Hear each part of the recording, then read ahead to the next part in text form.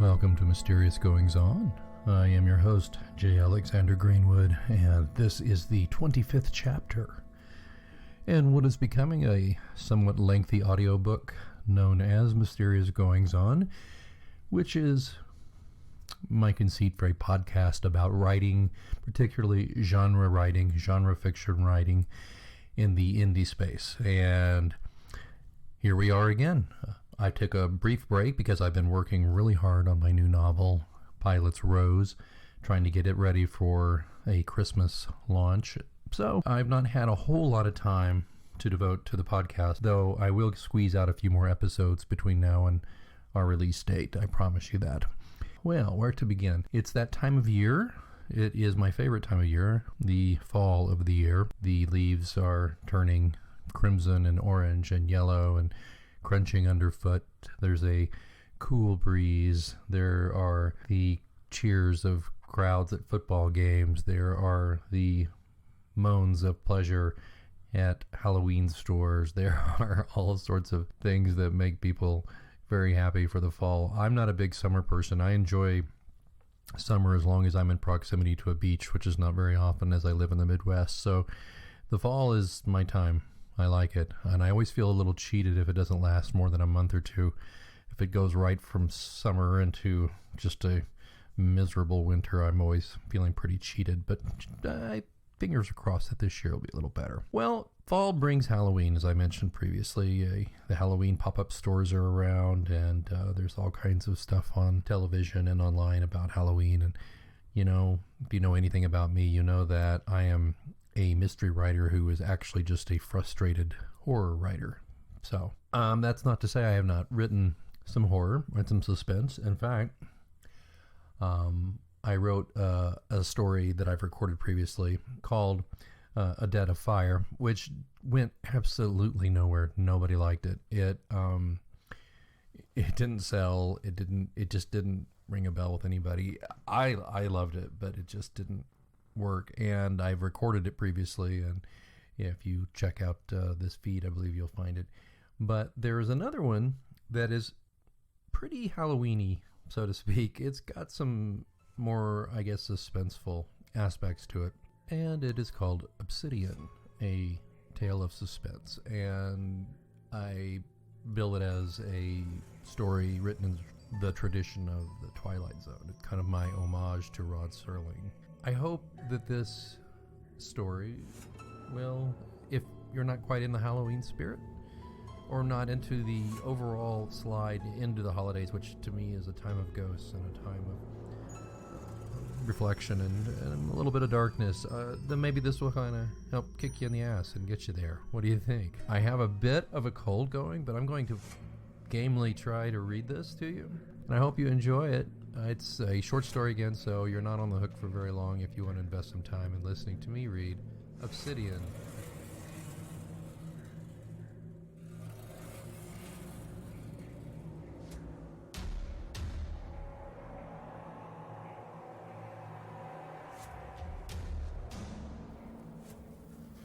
Obsidian by J. Alexander Greenwood.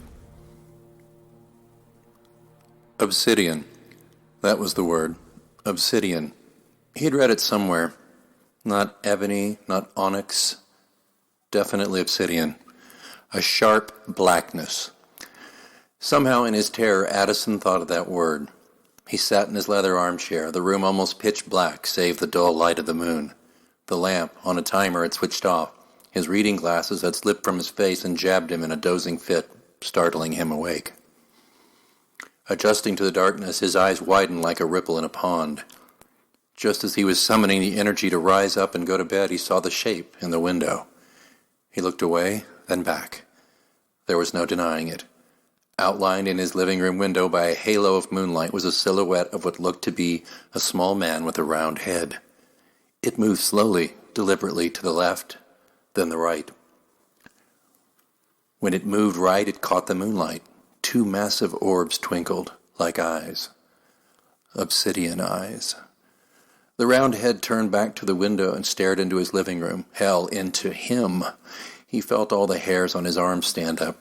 Though shrouded in darkness, he still felt the shiny black holes focused on him. He started as if a spider had crawled across his open palm. Surely it saw him. "Don't move, you damn fool!" There was a chance that whatever the hell the thing was, that it did not see him. Its bizarre mineraloid orbs may not observe his slumped form in the beat-up leather chair, a Gore Vidal novel clamped between his knees where it had fallen in his sleep. He clenched his teeth as a bead of sweat trickled down his forehead. The shape did not move. Addison sat still. Night terrors. Yes, night terrors, he thought. Pavor nocturnus. He would regain control of his body when he awoke fully, and the shape at his window would be gone. He squeezed his eyes shut and counted to 3. 1. It's not really there. 2. I had a rough week. This is just a manifestation of stress. 3. It could have been that pork chop on the hibachi. His eyes opened, and the shape was gone. Addison raised his hand to test his lucidity. It rose above the arm of the chair a few centimeters. He blinked, his eyes accustomed to the darkness of the cabin's living room. He saw nothing, just a faint moonbeam unblocked by a shape in the window. He removed the novel from between his knees, placing it gently on the chair's wide arm. He felt a breeze from the fireplace, the faint ashy smell of last night's blaze in his nostrils. He needed to close that flue, as snow was predicted for tonight, and the cabin was already drafty enough, especially when there was no fire. Addison stood, his joints clicking. He stretched and rolled his head, producing more clicking sounds. Exhaling, he reached for the light switch. He turned it, but it failed to come to life. The timer. Damn timer needs to be unplugged first. Addison reached for the large box of long fireplace matches on the mantel, took one out, and lit it. His eyes contracted painfully as the match flared. As he wheeled to find the lamp timer, he heard a loud crash outside the cabin, apparently from the wraparound porch. He dropped the match. It extinguished on the hook rug. Darkness enveloped him again as his eyes adjusted and looked back to the window. There, in the moonlight, was the unmistakable obsidian gaze of the shape. This time, however, it had a companion. Addison made a split-second decision to menace the bizarre voyeurs at his window away with a show of brute force. The fireplace poker was cold and heavy in his hand. He raised it level with his face as to show the shapes that he meant business. The shapes did not move. He stood there transfixed, the poker getting heavier.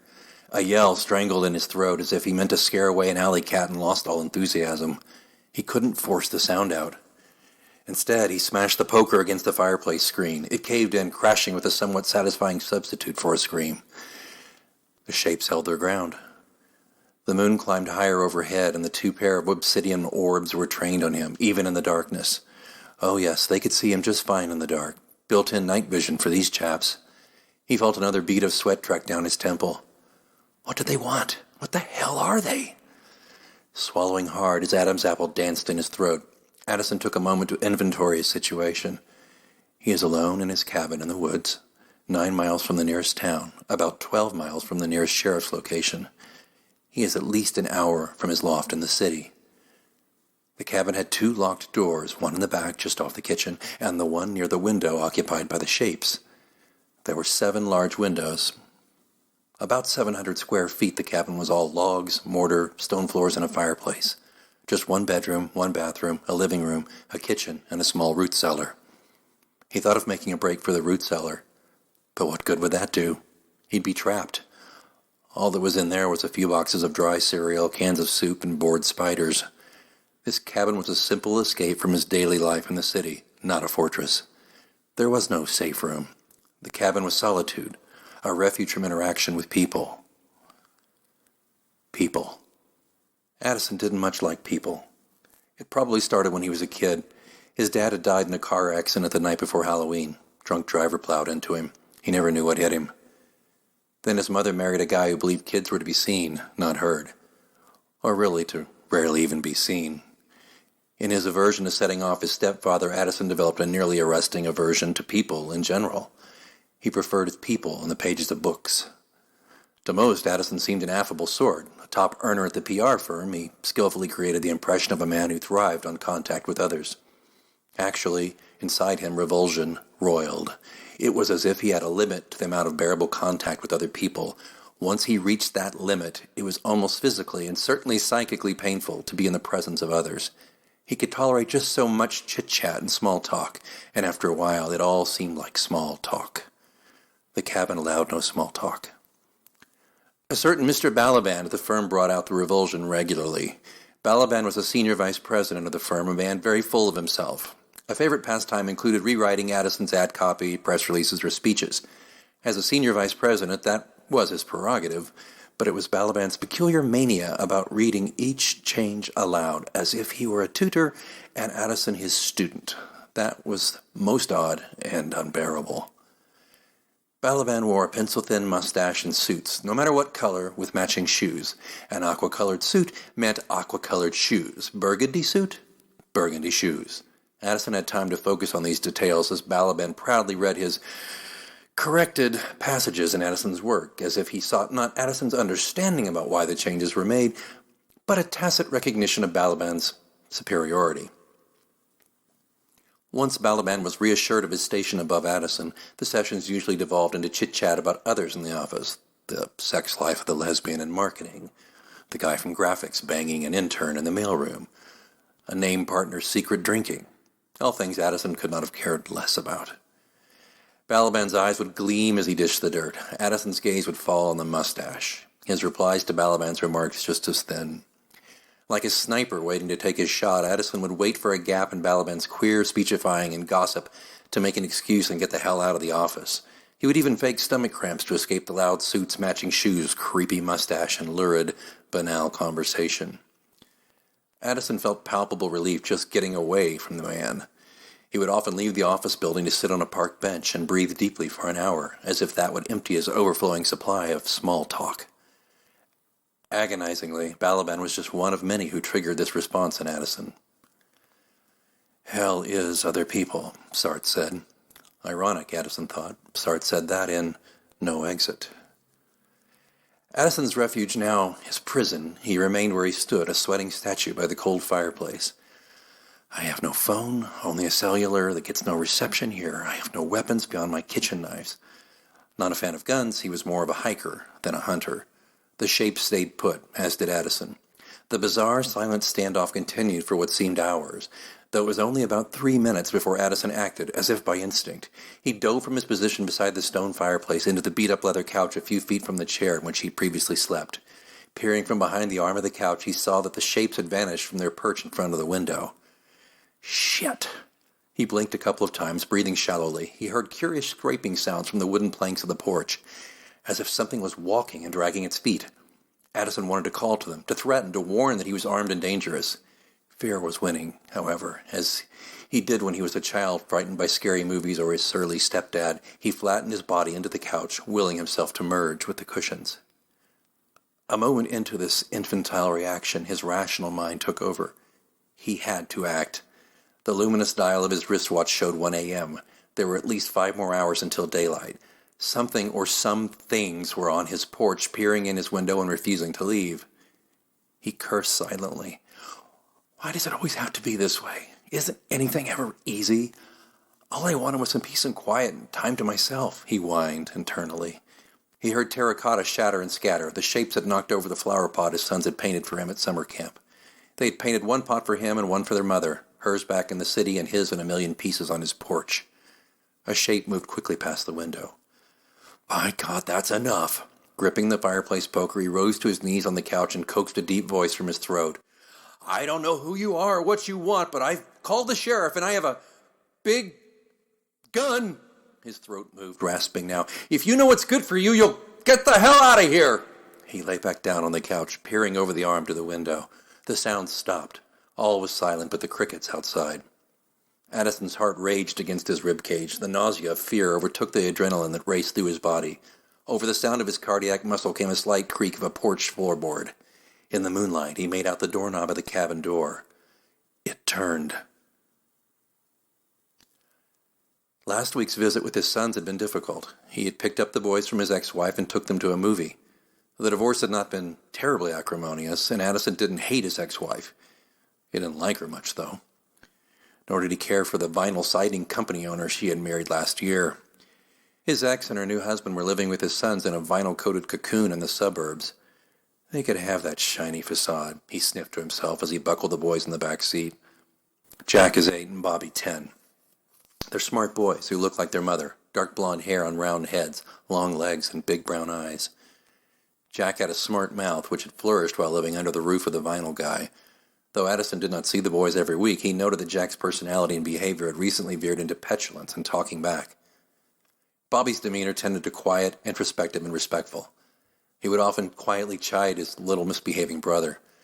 Bobby always seemed to be at work cleaning up after Jack. Sitting in the Disney movie du jour, chomping on Whoppers and drinking sodas, Addison saw their faces in the glare from the movie screen. The little boy's eyes sparkled, all dark and alive and enthralled as they absorbed the animated spectacle on screen. "Dad, I need to pee," Bobby said. Without a word, he took Bobby's hand and nudged Jack. Jack shrugged him off, still staring ahead. "Jack," Addison whispered, "come on, we need to go potty." "I'll miss the movie," he said, his eyes pasted to the screen. Measured, serious tones delivered in a whisper.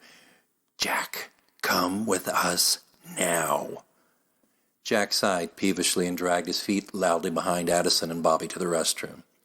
After Bobby urinated and Jack pulled 10 or 15 paper towels from the dispenser and threw them in wads on the floor, they hurried back to the auditorium and slipped back into their seats. Jack ignored the rest of the movie, claiming he missed too much while they were in the bathroom. He instead spent his time trying to distract his brother by kicking him in the ankles and throwing Whoppers at the screen. Worn down from trying to discipline his son, Addison finished Jack's soda and closed his eyes until the movie ended. After a quiet rush snack at McDonald's, Addison dropped the boys back off at the House of Vinyl. He unbuckled the boys from their seats. Jack did not hug him. Instead, he ran to their mother at the house's front door. Bobby looked at his shoes. "Thanks, Dad. I'm sorry we weren't good today." Addison felt something hard in his throat. "Hey, pal, you were just fine. Jack was just being Jack." "A pain in the butt," Bobby said. His eyes squinted a little as he looked up at his father. Addison squatted down to Bobby's level, looking into his dark brown eyes. "Well, he was just being 8 years old. He's not as mature as you are yet." Bobby smirked a little. "I miss you, Dad." Addison cleared his throat. "Me too, pal. Me too." He gave the boy a cursory hug, then patted his bottom and pointed him to the door. Jack hugged his mother's leg. She held her arms out, beckoning to Bobby. "Bye," Bobby said. "Bye, son," Addison said. Bobby walked a few feet and then stopped beside an iron bird bath beside the walk. He turned back to Addison. "Dad?" His eyes were filled with tears. What's up, son? I'll be back soon." "Dad, I don't like Gary," he said, his voice barely above a whisper. "He's not nice to Jack and me." This again. Addison thought there was something off about Gary, something unkind, even in his smile. But he had attributed it mostly to projection of his own experiences with his stepfather and the fact that Gary had married his ex-wife. He had also seen the occasional odd bruises on Bobby and Jack, but Marilyn said it was just little boy bruises and that Gary was a good stepfather. Yeah, a good stepfather who polishes off a case of Schlitz every night. Addison saw the dozens of crushed beer cans in the recycle bin outside just about every time he picked the boys up. "Son, what do you mean by that?" Addison said, looking past Bobby at Marilyn, who waited for Bobby at the door. "Just that he yells and stuff," Bobby said. Addison stood, scooped Bobby in his arms, and walked him to the door. "Marilyn," he said. She nodded, reaching for Bobby. Addison stepped back a bit, just out of reach. "Is everything okay? Bobby seems upset by Gary, and if—" "Not again," she said through clenched teeth. "Everything is fine. Just stop looking for reasons to stir things up, okay?" Addison put Bobby down. "Son, take Jack inside, will you? I'll talk to you later." Bobby did as he was told. Jack waved and followed his brother. "I'm just asking if there's anything wrong," he said. "No, it's fine. Gary just yelled at Bobby when he didn't clean his room. That's all." "Oh, well, that's strange," Addison said, his ears reddening in anger. "Putting aside that he's yelling at my son." He paused a moment between each word, pointing his finger at the house as if its vinyl facade were a stand-in for Gary. "It's odd that Bobby hasn't cleaned his room, considering we call Bobby the neat freak. It's Jack who's the messy one." She rolled her eyes, not harshly, but wearily. "People change. You know that all too well." "Look, if there's something going on, I want to help. I'm not trying to meddle in your marriage. I just want to make sure the boys are okay," he said. "Like you care? I mean, really, how often do you see them?" She crossed her arms. "Once a month? How often do you call?" Addison knew he was distant. He knew it was also the main reason his marriage couldn't go the distance. "I love my sons, Marilyn. You know I'm just not good with people and stuff." "Yes, we've been through that. But the boys hardly know you. You're like a glorified babysitter. Even when you actually spend time with them, all you do is take them to a movie. You don't really even talk to them, she said, her voice softening, her eyes on the steps. You of all people should know how important it is for kids to be around their dad. Well, I don't yell at them, he said. You're barely connected to them, she said. Gary may yell sometimes and get a little... Well, he's here. That's what's important. I'll work on it. How I am. Okay? But you can't say they don't know me. You can't. I'm their father. We're connected in a way that distance, any kind of distance or my hang-ups, can't break. Whatever, she said. Are we through? Because I have to start dinner before Gary gets here. Will he yell if you don't have dinner ready on time? Marilyn turned, walked inside, and slammed the door in his face. Addison winced and walked back to his car. He resisted the urge to kick over the stupid bird bath. He opened the car door. When he turned to get in, he looked up and saw his sons waving at him from the second-floor window. He put up his hand and forced a smile to form on his angry face. Bobby put his arm around Jack, their hands pressed to the glass. A block away, Addison stopped at a gas station. A tear tracked down his face as his hands gripped the steering wheel like a life preserver. He gulped several deep breaths. He put the car in gear and drove home and didn't think of his sons or his ex-wife the rest of the day. He merely sat in his loft apartment and dreaded contact with the many people that would make up his Monday. All he ever wanted from the cabin was some time alone. All he wanted was to be in his bubble, isolated from people, from their faces. Addison wanted to see only the world of his choosing. He only wanted a world of himself, his books and his thoughts. The real world had problems and pettiness and people who yelled and the tears of children. The world now intruded on his bubble. The cabin's doorknob turned and a shaft of moonlight streamed from the window and made a spotlight just in front of the doorway. Stay out! I've got a gun in here! He shouted as he raised himself off the couch, wielding the fireplace poker like a sword. The door unlatched and opened with a creak, slowly revealing two shapes. One shape was about 3 feet tall, the other 6 inches or so taller. Their round heads and obsidian eyes stared straight at him. Addison now understood the meaning of blind terror. But the shapes did nothing. Addison stood there, breathing shallowly, his heart rattling, his throat dry, and his eyes straining to see. What do you want? Addison raised the poker defensively as the taller shape took a step forward into the light of the moonbeam. On closer inspection, he could see that its obsidian eyes were dark brown. Dad? Dad? It was his son, Bobby, his nose bleeding. The shape behind Bobby stepped forward. It was Jack. He fell on his back into the moonbeam, his eyes dark with bruises. Good God, Bobby! Jack! Addison said, dropping the poker and going to them. It took only 2 seconds to cross the room, but by the time he reached the moonbeam, the shapes, his sons, were gone. Breaking every speed law along the way, it took Addison an hour to drive to Marilyn's house. Outside the vinyl-sided home, he saw lights on in nearly every room. Stopping at the door, he listened and heard shouts and cries. Marilyn, Gary, Bobby, and Jack, voices all raised in fear or anger. Addison turned the doorknob. Locked. He scrabbled between the hedges in the large living room bay window and peered in. Addison, now the shape in the window. He witnessed Gary slapping Marilyn, who stood between the man and the boys. A summer camp flower pot lay in pieces at their feet. Bobby's nose was bleeding. Jack's eyes were black. His own eyes obsidian with fury, Addison picked up the heavy iron bird bath from the lawn and heaved it through the picture window. The double-pane glass shattered. Addison crawled through, cutting his shins and hands on the shards. What the? Gary said, slurring his words. Dad! Bobby said, his eyes wide. Addison got to his feet. Without thinking, he pounded Gary's face with his fists. He didn't stop until Gary lay on the floor, his face a bloody mass of hamburger, and Addison's fist numb. At the hospital, Jack and Bobby lie on the same bed, sleeping under a blanket behind a curtain. Marilyn had a gash on the back of her head stitched by a young resident. Gary's facial injuries retreated as he lay handcuffed to a bed in the security ward. Addison's throbbing hands were wrapped in gauze, an ice pack on each. How did you know there was something going on? I mean, the police officer said, looking down at his notebook. You were an hour away and out of phone contact. Addison looked at his bandaged hands and sighed heavily. For once in his life, he wanted to speak, to talk to someone, but he didn't know what to say. It's hard to explain, he said, looking at the police officer. It was just something I saw in his eyes.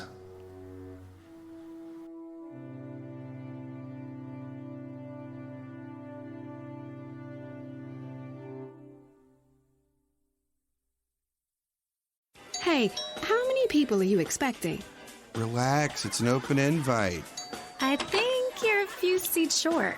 Yeah, like 14 seats. You should enter your eligible New York lottery draw game tickets with Collect and Win. You could win a $5,000 gift card to use at the Home Depot and buy a bigger table to host.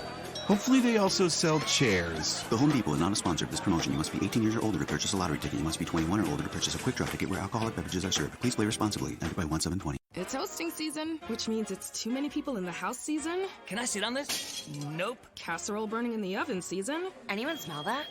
My yams! And Aunt Meg giving advice season. You should enter eligible New York lottery draw game tickets with Collect and Win. You could win a $5,000 gift card to use at the Home Depot to make hosting a little easier. Wow, Aunt Meg, that's actually great advice. The Home Depot is not a sponsor of this promotion. You must be 18 years or older to purchase a lottery ticket. You must be 21 or older to purchase a quick draw ticket where alcoholic beverages are served. Please play responsibly. Enter by 1-7-20.